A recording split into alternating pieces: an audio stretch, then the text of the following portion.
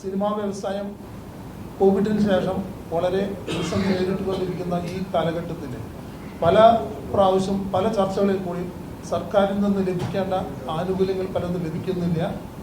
Cinema പ്രൊഡക്ഷൻ്റെ cost കൂടിക്കൊണ്ടിരിക്കുക.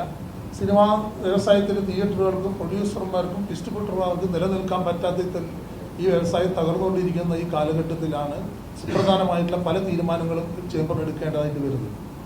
അതിൻ്റെ ആ ചേംബറിൻ്റെ കഴിഞ്ഞ ചേംബർ മീറ്റിങ്ങിൽ അങ്ങനെ ഒരു തീരുമാനം വേണമെന്ന അടിസ്ഥാനത്തിലാണ് ഇവിടെ നിന്ന് നമ്മുടെ ഒരു തീരുമാനം എടുക്കണമെന്നും അതിന് എല്ലാ സംഘടനകളെയും കൂട്ടിയിണക്കിക്കൊണ്ട് ഒരു മീറ്റിംഗ് നടത്തണമെന്നൊക്കെ തീരുമാനിച്ചു. അതിന് മുന്നോടിയായിട്ട് നടന്ന എല്ലാവരുടെ സമ്മതപ്രകാരം നടന്നൊരു മീറ്റിംഗ് ആയിരുന്നു പ്രൊഡ്യൂസേഴ്സ് അസോസിയേഷൻ്റെ മീറ്റിങ്ങിൽ 6-ാം തീയതി നടന്നത്. ആ മീറ്റിങ്ങിൽ അപ്പെക്സ് ബോഡിയുടെ എല്ലാ അഫിലിയേറ്റ്സും പങ്കെടുത്ത മീറ്റിംഗ് ആയിരുന്നു. ആ മീറ്റിംഗ് പ്രൊഡ്യൂസേഴ്സ് അസോസിയേഷൻ്റെ പ്രതിനിധീകരിച്ചിട്ടുണ്ടായിരുന്നു, ഡിസ്ട്രിബ്യൂട്ടേഴ്സ് അസോസിയേഷൻ, എക്സിബിറ്റേഴ്സ് അസോസിയേഷൻ എല്ലാവരും കൂടി പങ്കെടുത്ത ഒരു മീറ്റിംഗ് ആയിരുന്നു. ആ മീറ്റിങ്ങിൽ എല്ലാവരും കൂടി എടുത്ത ഒരു തീരുമാനമാണ് പ്രൊഡ്യൂസേഴ്സ് അസോസിയേഷൻ്റെ വൈസ് പ്രസിഡൻ്റായിരുന്ന ജി സുരേഷ് കുമാർ അന്ന് അവിടെ അനൗൺസ് ചെയ്തത്.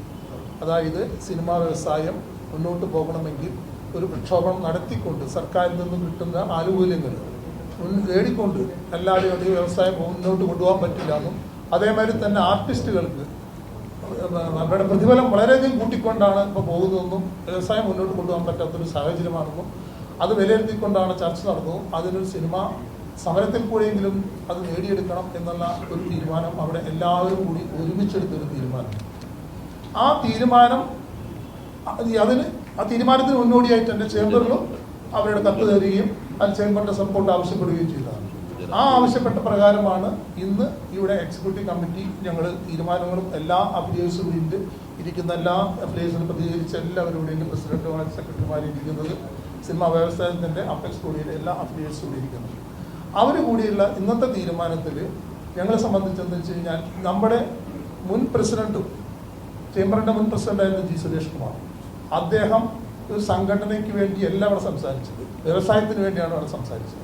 ആ സംസാരിച്ച് ഞങ്ങളെപ്പോലെയുള്ള, ഞാനൊരു ചേംബറിൻ്റെ പ്രസിഡന്റാണെങ്കിലും ഞാൻ പ്രതിനിധീകരിക്കുന്നത് എക്സിബിറ്റർ അസോസിയേഷനിൽ നിന്ന് വന്നിട്ടാണ് ഞാൻ ഈ ചേംബർ പ്രസിഡന്റായിരിക്കുന്നത്. എന്നെ സംബന്ധിച്ചും ഈ തിയേറ്റർ വ്യവസായം കൊണ്ടു നടക്കാനായിട്ടുള്ള ബുദ്ധിമുട്ടെന്ന് പറയുന്നത് സിംഗിൾ സ്ക്രീൻ, അതായത് 1-2 സ്ക്രീനുള്ള തിയേറ്ററുകൾ, ആ തിയേറ്ററുകൾക്ക് ഓണേഴ്സിന് തിയേറ്ററുകൾ കൊണ്ടു നടക്കാൻ പറ്റാത്ത സ്ഥിതിയാണ്. മൾട്ടിപ്ലെക്സ് വലിയ ഗ്രൂപ്പുകൾ മാത്രം മുന്നോട്ട് കൊണ്ടുപോകുന്ന സ്ഥിതി എന്ന് പറഞ്ഞ കാര്യം തന്നെയാണ് പ്രൊഡക്ഷൻ വിങ്ങിലും. വലിയ പ്രൊഡ്യൂസേഴ്സിന് മാത്രം നിലനിൽക്കാൻ പറ്റുകയും സാധാരണ ചെറുകിട പ്രൊഡ്യൂസേഴ്സ് നിലനിൽക്കാൻ പറ്റാത്തൊരു സിറ്റുവേഷൻ ഉണ്ടാവുകയും ആ സിറ്റുവേഷനെ ചോദ്യം ചെയ്തുകൊണ്ടാണ് 90% വരുന്ന പ്രൊഡ്യൂസേഴ്സിന് അവരുടെ നന്മയ്ക്ക് വേണ്ടി ചോദ്യം ചെയ്തുകൊണ്ടാണ് ഞങ്ങളുടെ മുൻ പ്രസിഡന്റായ ജി സുരേഷ് കുമാർ, പ്രൊഡ്യൂസേഴ്സ് അസോസിയേഷന്റെ വൈസ് പ്രസിഡന്റിന്റെ അഭാവത്തിൽ എല്ലാ അഫിലിയേറ്റ്സുകളുടെയും സമ്മതത്തോടു കൂടിയ ആ സമരത്തിന് മുന്നോട്ട് പോകണം എന്നുള്ള തീരുമാനമെടുത്തു. അപ്പം ആ തീരുമാനത്തിന് ഞങ്ങളുടെ ചേംബറിന്റെ അഫിലിയേറ്റ് മെമ്പറായ ചേംബറിന്റെ മെമ്പറായ ശ്രീ ആന്റണി പെരുമ്പാവൂർ അതിന് വളരെ മോശമായ രീതിയിൽ ഒരു ഫേസ്ബുക്ക് പോസ്റ്റ് ഇട്ടു. ആ ഫേസ്ബുക്ക് പോസ്റ്റ് ഇട്ടത് ഇന്നിവിടെ ചർച്ച വന്ന് വളരെയധികം എല്ലാ മെമ്പർമാരും അതിനെതിരെ ശക്തമായിട്ട് നടപടിയെടുക്കണമെന്ന് തന്നെയാണ് ഒരു തീരുമാനമെടുത്തിരിക്കുന്നത്. ആ തീരുമാനപ്രകാരം ഞങ്ങൾ ചേംബറിന്റെ മെമ്പറായ അദ്ദേഹത്തിന് നമ്മൾ കൊണ്ടൊരു കത്തയക്കും. 7 ദിവസത്തിനുള്ളിൽ ആ ഫേസ്ബുക്ക് പോസ്റ്റ് പിൻവലിച്ചുകൊണ്ട് നമുക്ക് 7 ദിവസത്തിനുള്ളിൽ ഇത് പിൻവലിക്കുമെന്ന് തന്നെയാണ് ഞങ്ങൾ ഉറപ്പ്. അദ്ദേഹം ചേംബറിന്റെ ഒരു മെമ്പറാണ്, അദ്ദേഹം അത് തെറ്റാണ് ചെയ്തതെന്ന് അദ്ദേഹത്തിന് ബോധ്യമുണ്ടാവും. അത് പിൻവലിക്കുമെന്ന് ഞങ്ങൾക്ക് ഉറപ്പുണ്ട്. അത് എന്തായാലും സംഭവിക്കുമെന്ന് തന്നെയാണ് ഞങ്ങൾക്ക് ഉറപ്പ്. പിന്നെ ഇനി ഞങ്ങളുടെ സമരമായിട്ട് ബന്ധപ്പെട്ട് പറയുകയാണെങ്കിൽ സൂചനാ സമരം നമ്മൾ അനൗൺസ് ചെയ്യും. ഈ സൂചനാ സമരം അനൗൺസ് ചെയ്യാനായിട്ട് ഞങ്ങൾക്ക് ഇന്ന് തീരുമാനിച്ചു ഡേറ്റ് ഫിക്സ് ചെയ്യാനായിട്ട്. ഇപ്പോഴത്തെ സാഹചര്യത്തിൽ എന്താ വെച്ചാൽ ഞങ്ങൾക്ക് മറ്റുള്ള അഫിലിയേഴ്സുകളും അതുമാതിരി തന്നെ ഫെഫ്ക അതുമാതിരി തന്നെ പ്രൊഡക്ഷനിലുള്ള പ്രൊഡ്യൂസേഴ്സ് അസോസിയേഷൻ പടം ഏത് ഡേറ്റിലേക്ക് ബ്ലോക്ക് ആകുമോ എന്താണെന്ന് നോക്കാൻ വേണ്ടി ഒരു ഡേറ്റ് ഞങ്ങൾ താമസിയാതെ ഒരാഴ്ചക്കുള്ളിൽ ആ ഡേറ്റ് ഞങ്ങൾ അനൗൺസ് ചെയ്ത് സൂചനാ സഭ കൊടുത്തു. അത് ഞങ്ങൾക്ക് സർക്കാരിൽ നിന്ന് കിട്ടാനുള്ള ആനുകൂല്യം. ഒരു കാര്യം മനസ്സിലാക്കണമെന്ന് വെച്ച് കഴിഞ്ഞാൽ ഏത് ഗവൺമെന്റും അധികാരത്തിൽ വന്നാൽ ഒരു ബഡ്ജറ്റിന് മുമ്പ് പ്രീ ബഡ്ജറ്റ് ചർച്ചയ്ക്ക് സാധാരണ എല്ലാ വ്യവസായങ്ങളെയും വിളിക്കുക എന്നുള്ളൊരു മര്യാദയാണ്. ഇന്നേ വരെ ഇവിടെ ചേംബറിൽ നിന്ന് 2-3 വർഷമായിട്ട് കത്തുകൾ പോയിട്ടുണ്ട്. പ്രീ ബഡ്ജറ്റ് ചർച്ചയ്ക്ക് വിളിക്കണമെന്നും സിനിമാ വ്യവസായത്തിന്റെ പ്രതിസന്ധി എന്താണെന്ന് മനസ്സിലാക്കണമെന്നും പറഞ്ഞുകൊണ്ട് കത്ത് പോയിട്ട് ഇന്നേ വരെ ചർച്ചയ്ക്ക് വിളിച്ചിട്ടില്ല.